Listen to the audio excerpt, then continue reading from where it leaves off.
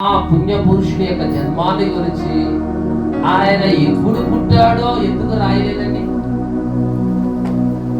దేవునికి స్తోత్రం కలుగు. ఆయన ఎప్పుడు పుట్టాడో ఖచ్చితంగా దేవుడు ఎందుకు రాయించలేదండి అంటే ఆ కాలంలో రాసేవాళ్ళు లేరండి, అందుకే రాయలేకపోయారు అనుకోవడం కాదు. ఇక్కడ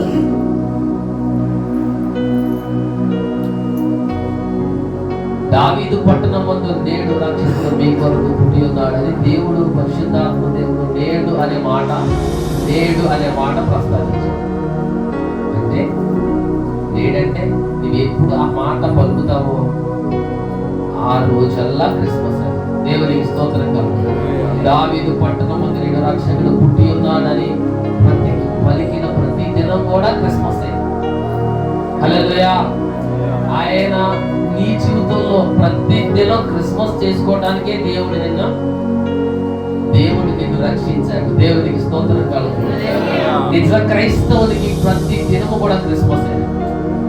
బట్టలతో సంబంధం లేదు, ఆహారంతో సంబంధం లేదు, రంగులతో సంబంధం లేదు. నీ క్రిస్మస్ నీ అంతరంగ జీవితంలో ఉన్న ఆనందంతో అది ముడిపడి. దేవునికి స్తోత్రం కలుగు. హల్లెలూయా, హల్లెలూయా. నీ రక్షకుడు నీ హృదయంలో నివసించినప్పుడు నీ ఆనందము ప్రతిదినము ఆనందిస్తున్న క్రీస్తులో ప్రతిదినము ఆనందిస్తున్న ప్రతి క్షణము అది దేవుని క్రిస్మస్ గా పరిగణించబడుతుంది. దేవునికి స్తోత్రం. హల్లెలూయా. అర్థమైందండి? క్రీస్తుని గురించి నువ్వు ఆలోచించి క్రీస్తులో నువ్వు గడుపుతూ దేవునితో నువ్వు గడుపుతూ ఆనందం పొందే ప్రతి క్షణం కూడా దేవుని దృష్టికి అది క్రిస్మస్ గా పరిగణించబడుతుంది. హల్లెలూయా. అంటే రోజంతా చేసేసుకోవచ్చు. ఏ క్షణం ప్రతిరోజు ఏ క్షణము ఆయన గురించి మనం ఆలోచన చేసి ఆనందపడుతున్నాము, ఆయన మనకు ఆనందాన్ని ఇస్తున్నాడో అది దేవుని దృష్టికి క్రిస్మస్ గా మారిపోతుంది. ఎప్పుడు క్రీస్తును ఆరాధిస్తాము. క్రిస్మస్ అంటే అర్థమైంది క్రీస్తుని ఆరాధించు, క్రీస్తుని ఎప్పుడు ఆరాధిస్తున్నాము. దేవునికి స్తోత్రం కలుగు. హల్లెలూయా. ప్రతి ఆదివారం ఆరాధిస్తున్నాం కదా, ప్రతి ఉదయం ఆరాధిస్తున్నాం కదా, ప్రతి ఉదయం క్రిస్మస్, ప్రతి ఆదివారం క్రిస్మస్.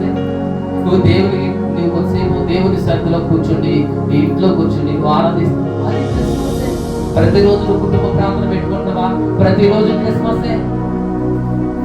దేవునికి స్తోత్రం కలుగు. హల్లెలూయా, హల్లెలూయా. ఈ ప్రత్యేకంగా మరి తడావిడి మనకెందుకనే ఒకవేళ మీకు ఆలోచన రావచ్చు. తడావిడి మనకెందుకండి, ఇంత హడావిడి ఎందుకంటే ఈ దినం ప్రత్యేకంగా పరిగణించబడింది కాబట్టి ఈ దినాన్ని అందరితో మనం కేవలము జ్ఞాపకం చేసుకోవడానికి మాత్రమే. దేవునికి స్తోత్రం కలుగు. హల్లెలూయా. కేవలం మనకు జ్ఞాపకం చేసుకోవడానికి, ప్రత్యేకముగా నేర్చుకోవడానికి, ప్రత్యేకముగా ఆయన జన్మను గురించి నేర్చుకోవడానికి ఆయనను జ్ఞాపకం చేస్తున్నాం. కేవలము మనము ఈ సిద్ధపాటులో ఈ ఏర్పాటులో మనం కలిగి ఉన్నాం. దేవుని స్తోత్రం. హల్లెలూయా. చక్కని ఏర్పాట్లు అంటే పుట్టినరోజు ఎవరిదండి? పశుశాలలో పుట్టాడంట, పసిబాలుడు కాదండి. హల్లెలూయా. చక్కగా రాస్తారండి. దేవుడు అంత చక్కని తాళం ఇచ్చాడు కదండి.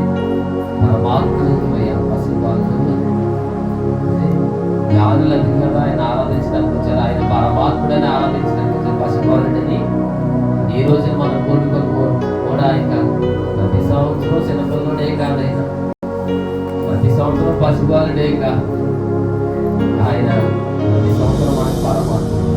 దేవునికి స్తోత్రం కలుగు. ఇది చక్కని మరి ఏర్పాట్లు, అలంకరణ, మరి